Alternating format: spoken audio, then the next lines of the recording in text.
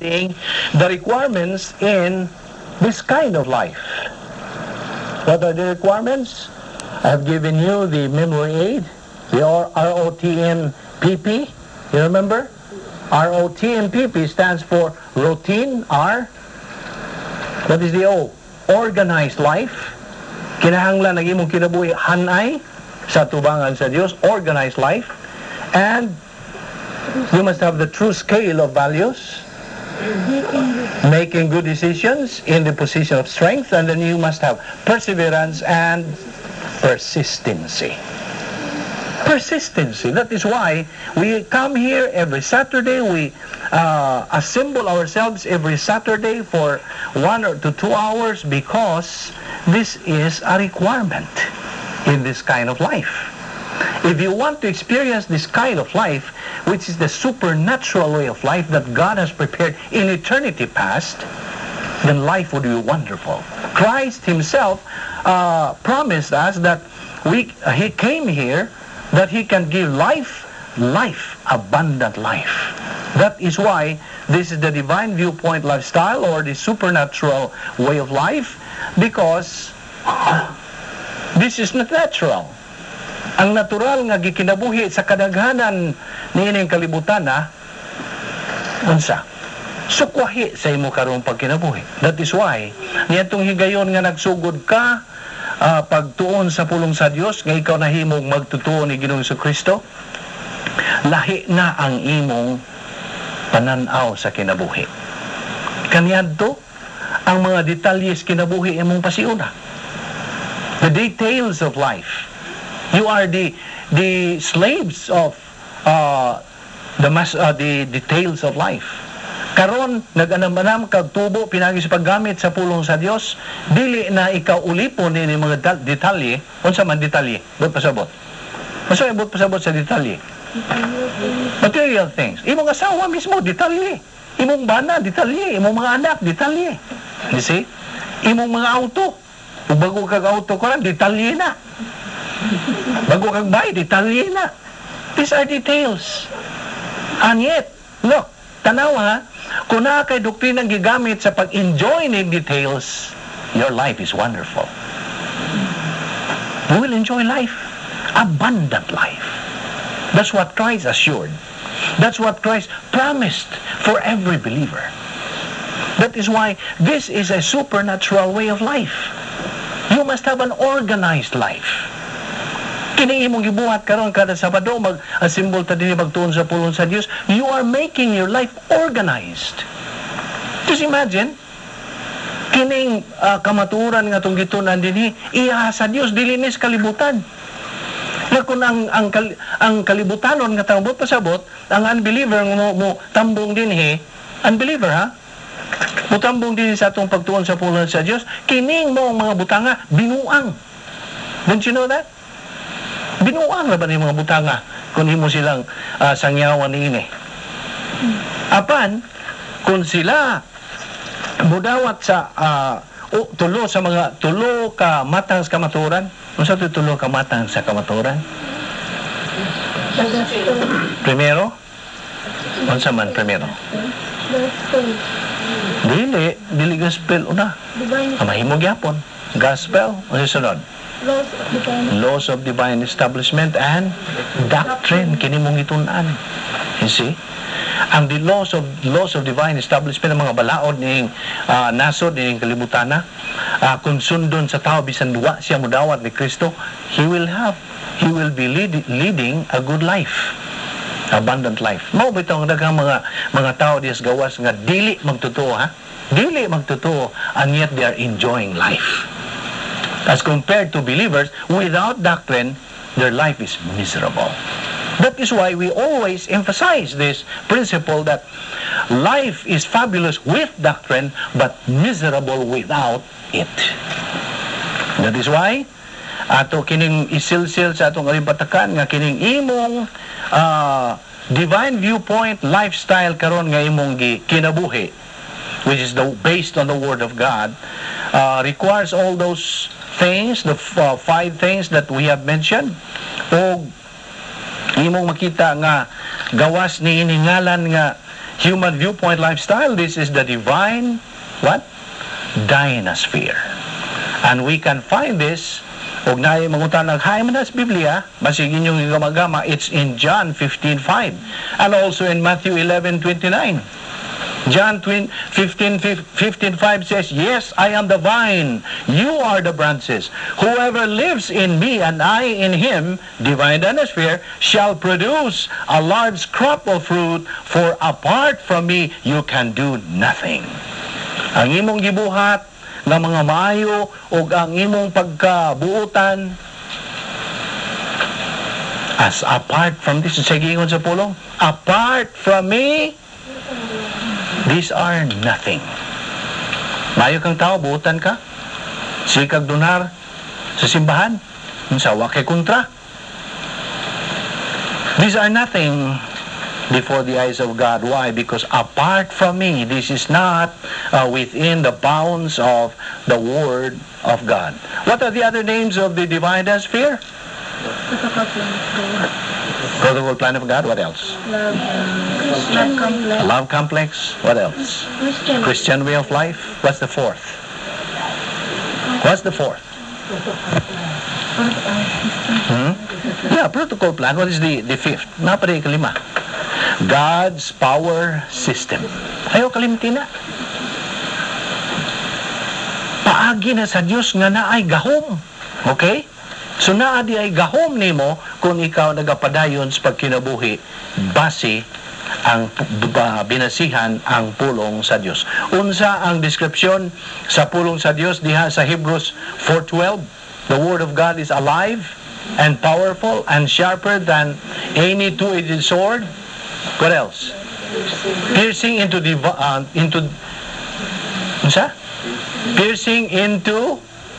the dividing asunder of soul and spirit, out of the joints and marrow, and is a critic or discerner, critic of thoughts and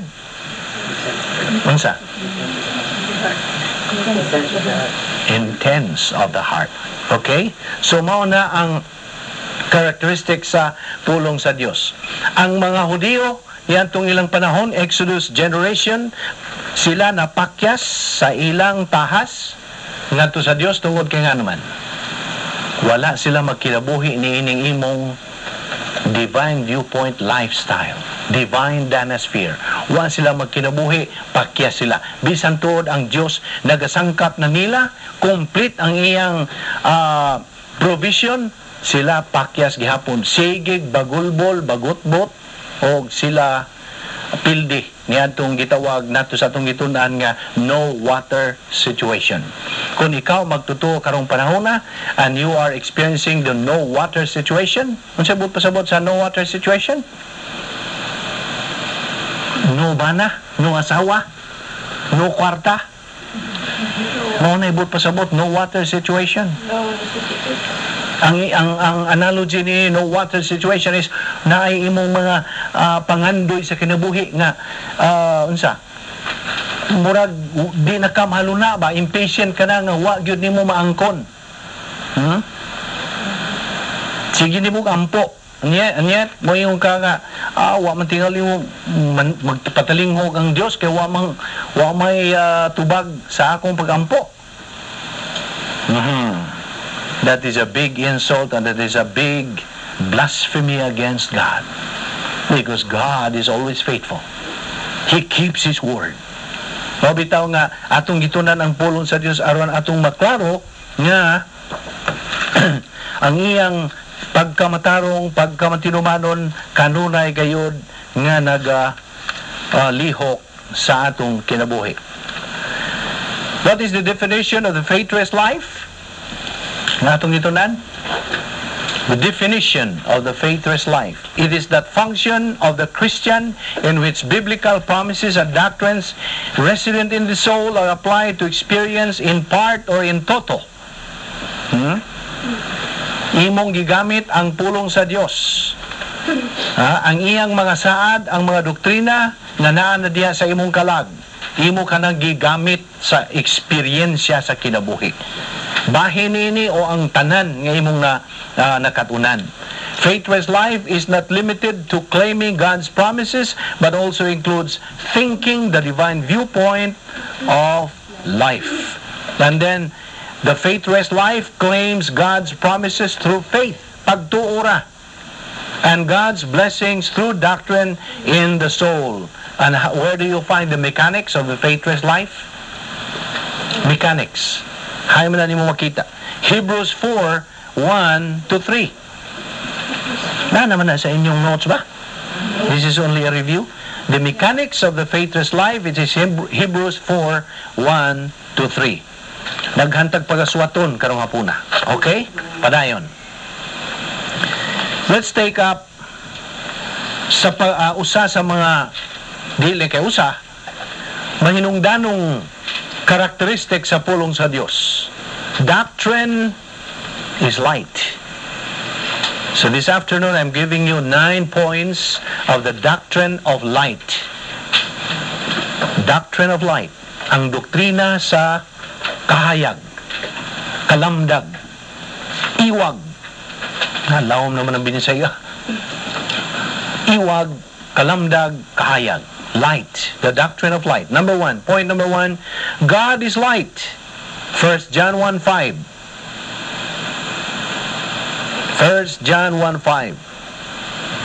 Open your Bible to 1 John 1:5. This is still part of our doctrine of divine Dynasphere and divine viewpoint lifestyle. Doctrine of life. 1 John 1:5.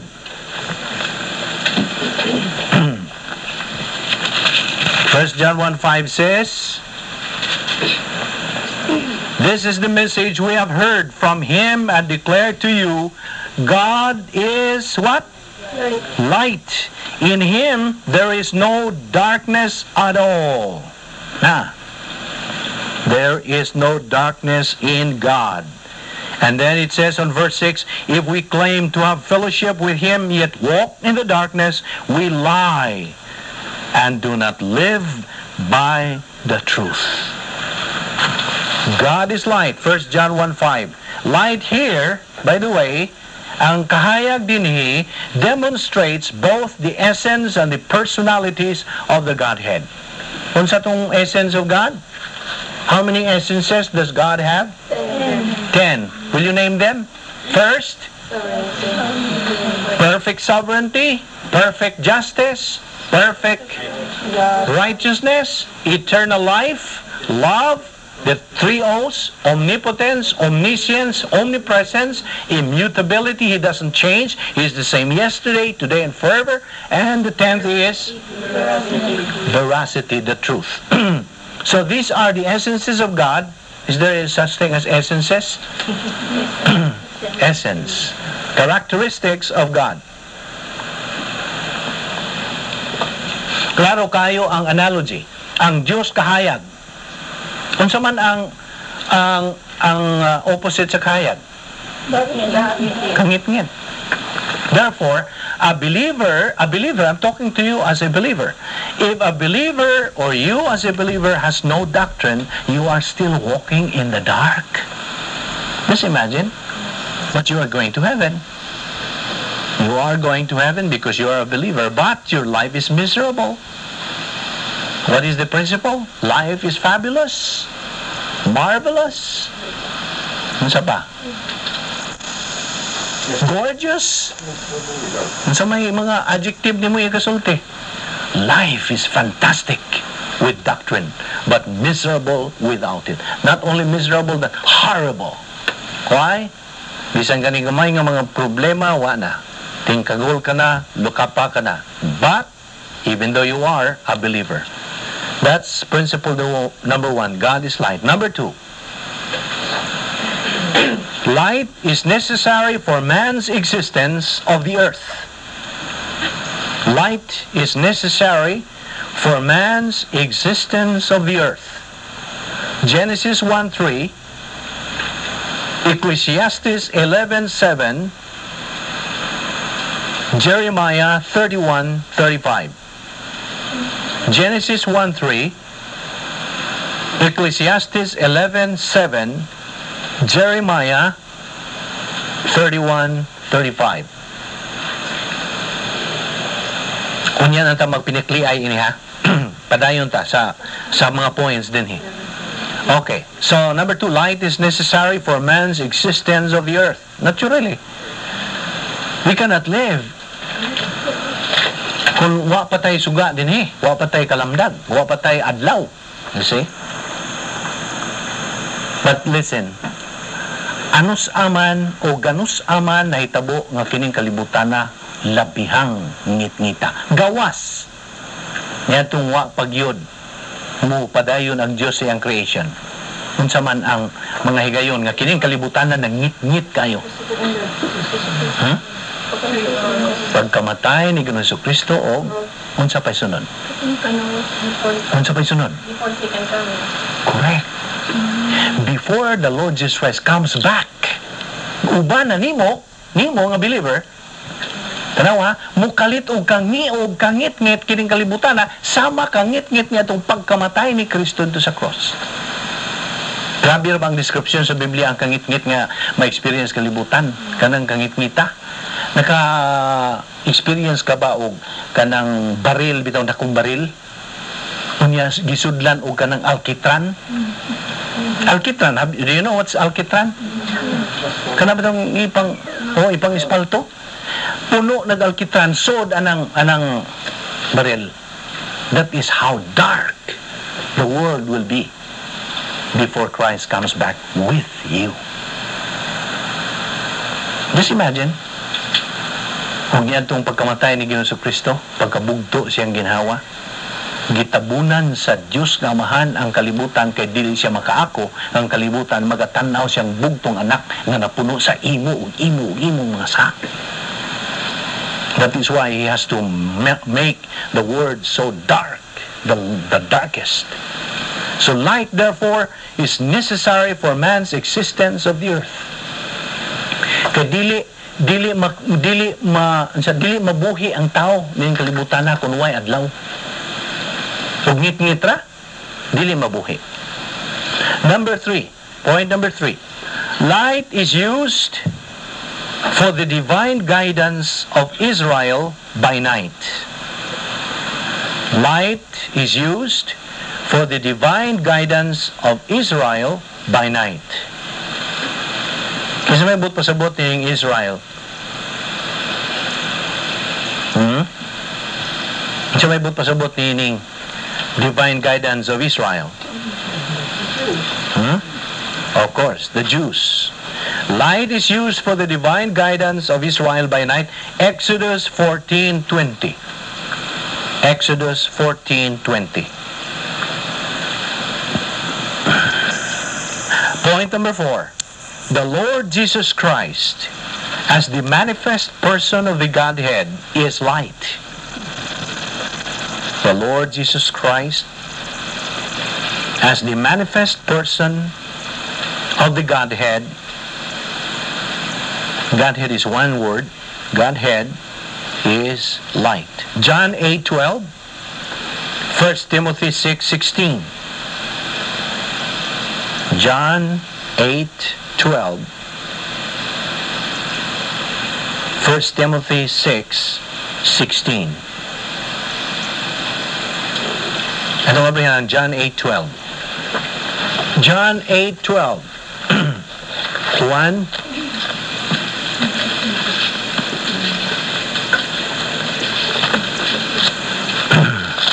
John 8:12. Anybody can read that? Then you will know the truth, and the truth will set you free. No, that's John 8:12. Then spake Jesus again unto them, saying, I am the light of the world. He that follows me shall not walk in darkness, but shall have the light of life. There. That's John 8:12, Len. I think you got the first 1 John. So when Jesus spoke again to the people, He said, I am the light of the world. Whoever follows me will never walk in darkness, but will have the light of life. Principle number 5. Point number 5. Light is used to portray Bible doctrine in the soul. Light is used to portray Bible doctrine in the soul through the function of gap, grace apparatus for perception. Light is used to portray Bible doctrine in the soul through the function of gap. Psalm 119, verse 105.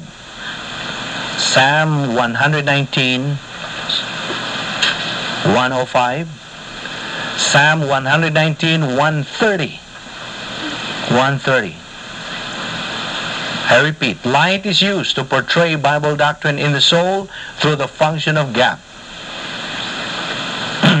Natural, ang kamaturan, ang pulong sa Dios mao ang kalamdag nga pakita nga diin mo kana ang doktrina nga naa na diha sa imong kalag pinaagi sa paglihok sa grace apparatus for perception.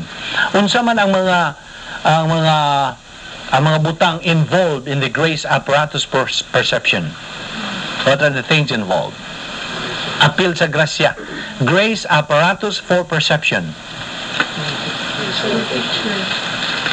Ang gatudlo, appeal. Grasya. Wa siya iyaha. Puros iha sa Dios. Gigamit lang siya. Bisan kinsa nga may gasa sa pagtudlo. Grasya. Unsa pa uban? Kini, grasya. Kumplito na ang Biblia. Ang mga Hudiyo, nagagamit sa pulong sa Dios, di pa kumplito. Old Testament ra ang ilang gigamit. Ikaw, you are making use of the Bible that is complete. The Old Testament and the New Testament. You see? So, grasya ang tanan. Unsa pa uban? Mga dapit nga itong gigamit nga mga itong Bible studyhan. Kainday, unsa man? Kabingbing, lakajoy, unsa pa? Sa downy? Grasya. God provided this in eternity past. A place for us to assemble ourselves. Parihan niya itong the upper room where the disciples of Christ were assembling themselves nga sila tuon parini. Nagtuon sa pulong sa Dios. Upper room discourse. The Lord Jesus Christ was the Bible teacher. And He's going to teach us Bible doctrine in eternity, forever and forever. Unsa ka grabe kini tanawa imo ba? Now I would ask you, answer it yourself. Naabay imong dili pagbati, naabay imo karon nga gisinati sa imong kinabuhi unsa ka nindot kalami sa pulong sa Dios? Gisinati na ba nimo? Because by that moment nga imong gisinati na magahinam-hinam ka na masabado na hapit kay magtuon na pud mi sa pulong sa Dios. Kaya nga naman, mo imong priority. Mo imong pasihuna kaya nga naman. Because you love our wonderful Lord Jesus Christ. Because the Word of God is the Lord Jesus Christ. It is the mind of Christ. You see? Mora kini ang makahatag kanimo o kalamdan sa imong pagkinabuhi. Wa nailain ra ba dili ang mga kahimtang sa kalibutan. Lumalabay ning tanan. Oy. Lumalabay ang tanan, lumalabay ang unsa? Ang mga kalipay, unsa man ang imong mangutana ko nimo, unsa man ang dili binasihan ang doktrina. Tinawhanon niya ang pangutana. Unsa man ang imong gituan nga mao'y source sa imong kalipay. Why doktrina hay, ha? Dili nimo, mangutana ko sa kalibutan. Unsa may source sa kalibutan sa kalipay? Natural, unsa? Kwarta. Number 1. Mo bitaw ning ang kalibutan karon dili God ang ilang priority, it's gold. Anawa? Mauna ang ilang source of happiness, kwarta. Pag matapos buntag, gauna-una ng kwarta. Pagkatuog na, kwarta yapon. The whole day, kwarta yun na una. Paningkamot sa tao. You see? Someone invented that word. Correct. What is the principle? God helps those who are helpless. God never helps those who help themselves. And yet, the whole world is blinded by satanic doctrine na God helps those who help themselves. Jesus, kadaghan, kapilan ako kadungog sa mga sermon, sa mga kadaghan ng kasimbahanan. Unsa? Lihok lang tao, katabangan ka. Wrong. Kinasayupan. Sayop sa tanang sayop. Basta di ka magtuon sa pulong sa Diyos, ikaw siguradong biktimahon yung Satanas. And this is one of the satanic doctrine nga maningkamot ka. Sayop di ay ning maningkamot ka through your own effort.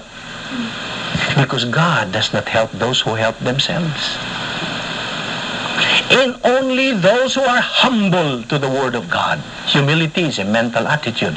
But humility is being positive to the Word of God. And your focus is only on the Word of God. Your focus is on God, the Lord Jesus Christ. Mao na. Dili magsilbi ang kwarta nga mo'y source of happiness. Unsa pa ubang source of happiness? Family. Correct. May source of happiness. Kanang may anak, minsan, uy, ano sa apa man ta makaanak? Ano malipay ta? Kunyang na po yung anak, uy, pastilan, laban, manday uning bata. Kagahi yung uning tao, no? Di ka masabot ng tao. Di ka masabot. Natanawa na ang unsa ka kanang unsa nga ka frail. Fickle, that's right. Ka fickle gid sa hunahunas tao. Paningkamot. Sayop. Maunay trabaho. Maunay lihok sa relihiyon. Paningkamot para sa Diyos. No, bito na makita ni mo sa relihiyon. Ay daghang manggiluhod. Diha sa altar. Diha sa kanang naiputahan papaingos sa altar. Paningkamot na tao. Masa nang itawag nila? Finance. You see, this is part of religion which is never found in the Word of God. Wag yun. Mga bitaw nga, makita ni mo karon nga na kay doktrina, mailhan na ni mo unsa kamini, kahiwi, kasukwahi ang kalibutan. Ang ilang mga buhat, wag yun matunong, ug mao na nga kung maningkamot ang tao lang, siya biktima ra gyud, ulipon ra gyud sa mga detalyes kinabuhi. Wa ko magsupat nga ikaw daghang ka mga kwarta, dili. Go ahead, continue saving, putting in money in so many banks. Ka-Alfed, unsa pa? Kadaghan ning bangko. Go ahead, because this is grace. Money is grace. What is the Word of God? What does the Word of God say? Money is the root of all evil. Is it? Oh, no. I'm testing you. It is not money that is the root of all evil. It is your love. What does that mean? Love means priority. Kung ang imong love, imong priority is the Word of God, nanaan diferensya.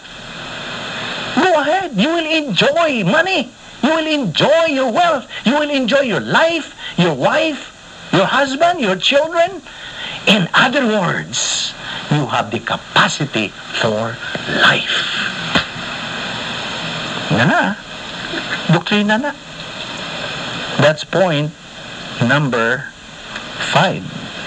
Point number 6. The edification complex of the soul, or ECS, the edification complex of the soul, is constructed from light of Bible doctrine. The ECS is constructed or built from light of Bible doctrine. Psalm 43:3, Psalm 119, 130, Ephesians 5:8, 1 John 2:8, Romans 13:12, Paspasa ba to? Psalm 43:3, Psalm 119, 130, Ephesians 5:8, 1 John 2:8, Romans 13:12. The Word of God is the light. And you construct. Just imagine, you're building your what?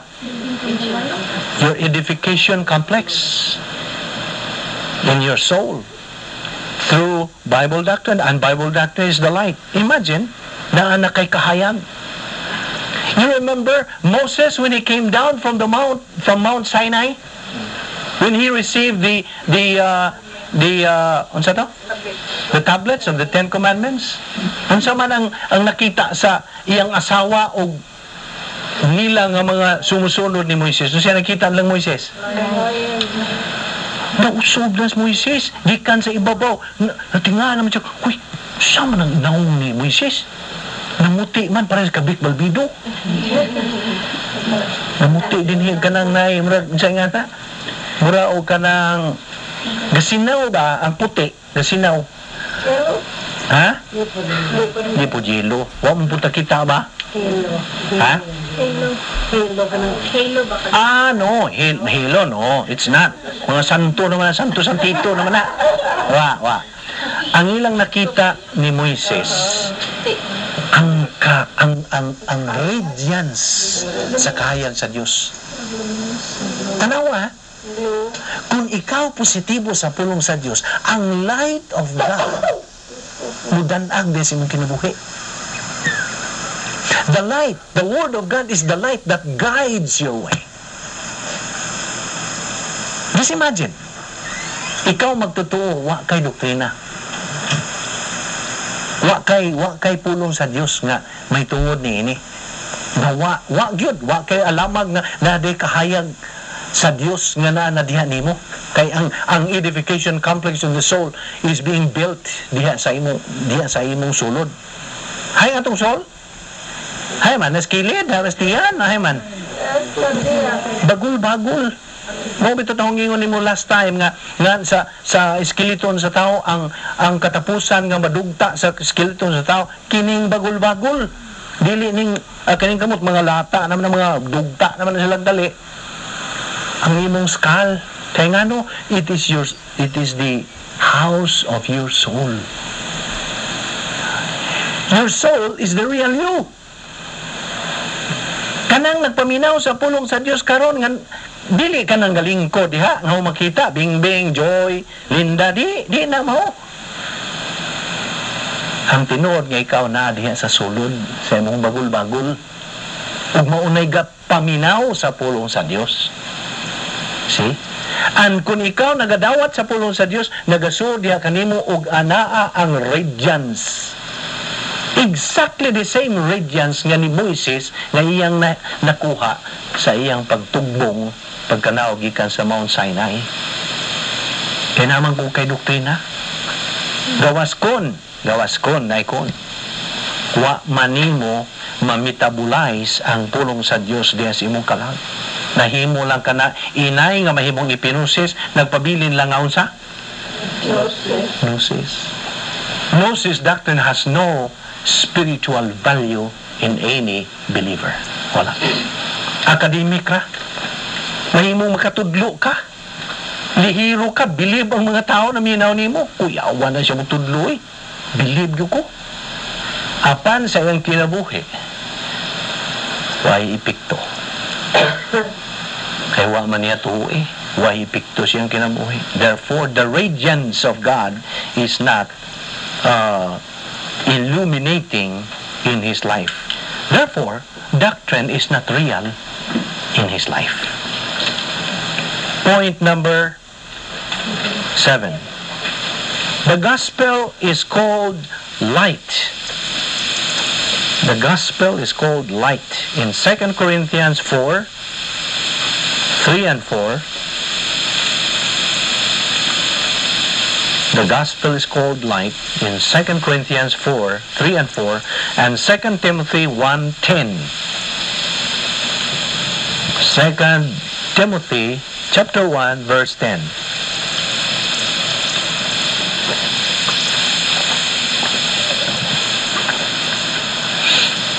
Ang balita sa mayong mayong balita sa hining tuis na nato niya dila. Ang balita ang mayong balita sa kaluwasan. That is the binisaya na sa gospel. Okay? Mayong balita sa kaluwasan or gospel. The gospel is called light. So kung ang gospel madungog sa usa ka unbeliever ug di niya dawaton kana magpabilin nga kangit-ngit diha kaniya. Point number 8. Salvation. Salvation brings the believer from darkness into light. Salvation brings the believer from darkness into light.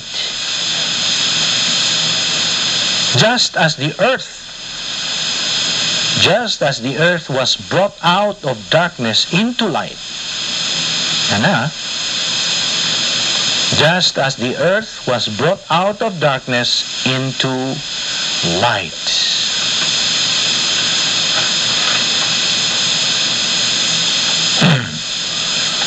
Salvation brings the believer from darkness into light, just as the earth was brought out of darkness into light.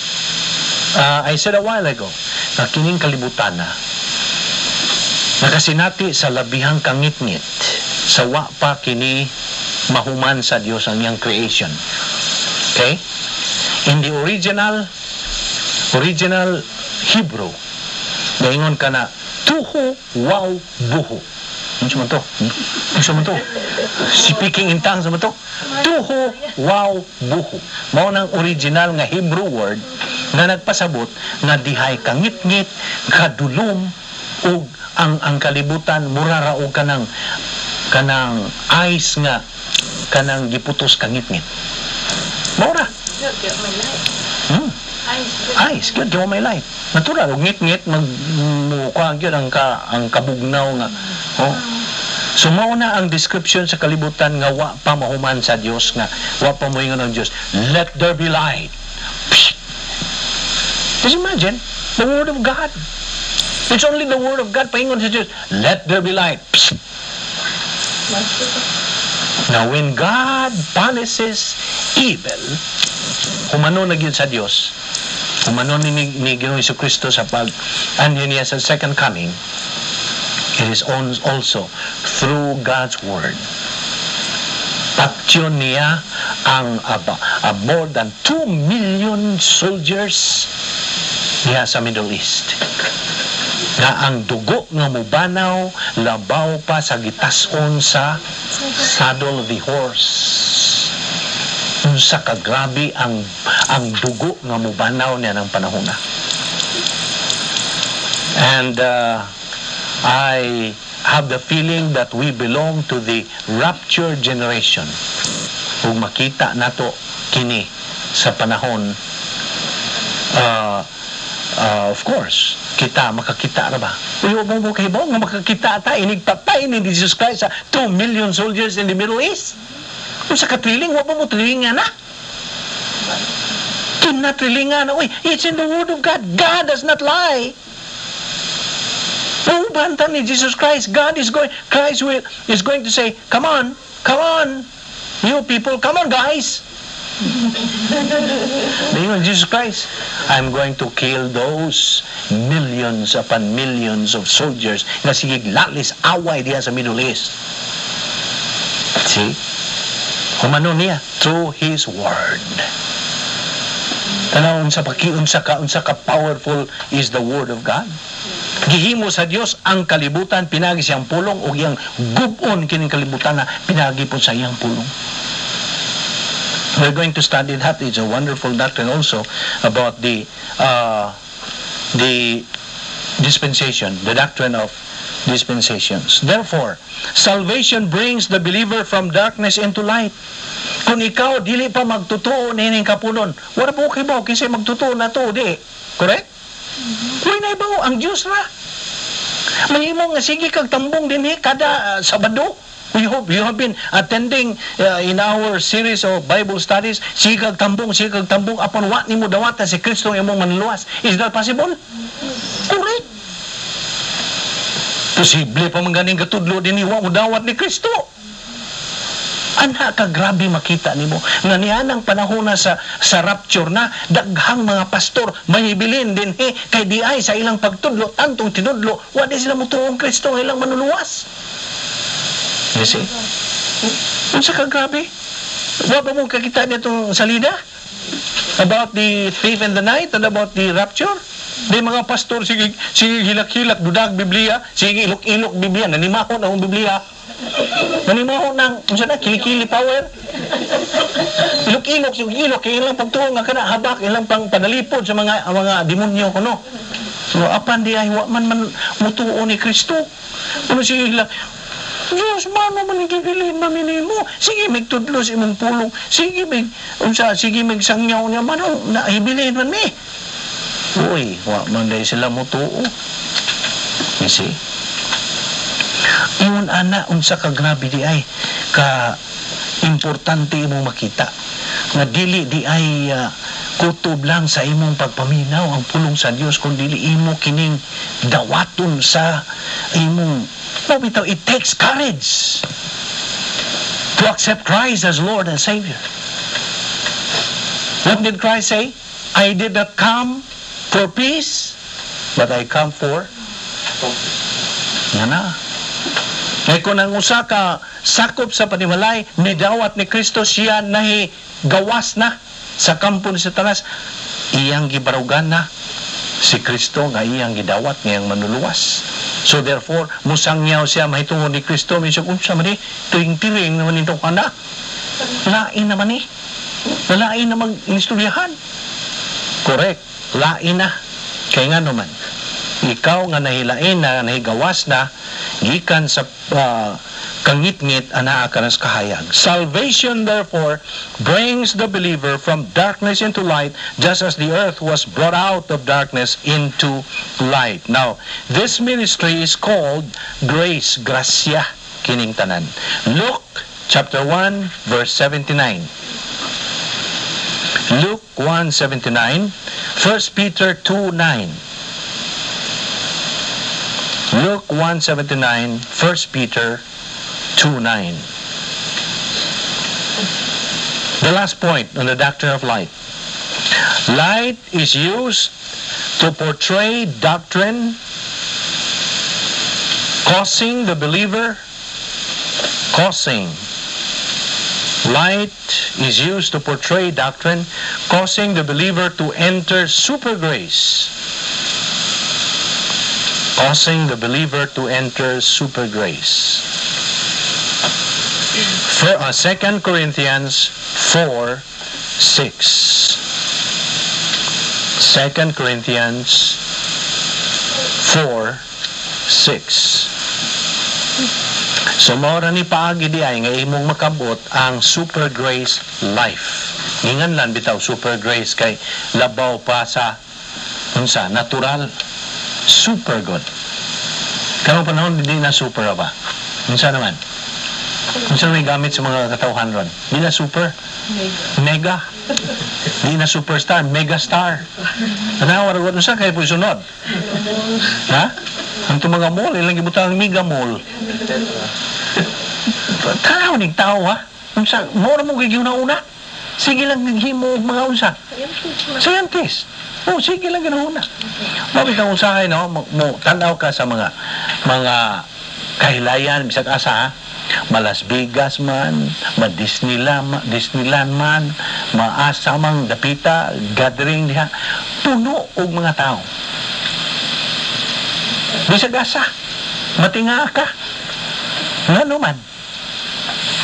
This is what we call an entertainment world. Ang mga katawhan karon unsa? Once entertainment. Kaya nga naman they want entertainment because deep inside is empty. Hungaw, kabahang, may sud. Empty. They are lonely. So they want entertainment. See? Morning in the business, the entertainment world are making a lot of money na tanawan ng Disneyland, minsan mo itong kadako. Napamuaha mo dako ka na, uy. Kaya nga naman, there is a demand sa mga katauhan. Kaya most of the people nowadays are empty. Inside. Tanawa, empty inside. The people nowadays are only using their emotion. People live by emotions, are miserable.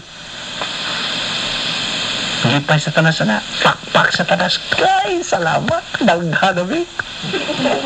Because Satan is miserable. Misery loves company. Nana? He wants to duhig sa daghang pang mga tao sa iyang kampo. Bisan nung ikaw magtutuo na. Kaya nga naman, may samot na siya. O unsa, kumbinsir sa mga magtutuo. Kamu nga sigig tuon sa pulong sa Diyos. Aha, sigig kuhit. Kinsa man sigig kuhit. Daghang ahinti sa talas na sa suod. Kinsa man ang ahinti sa talas na suod nimo.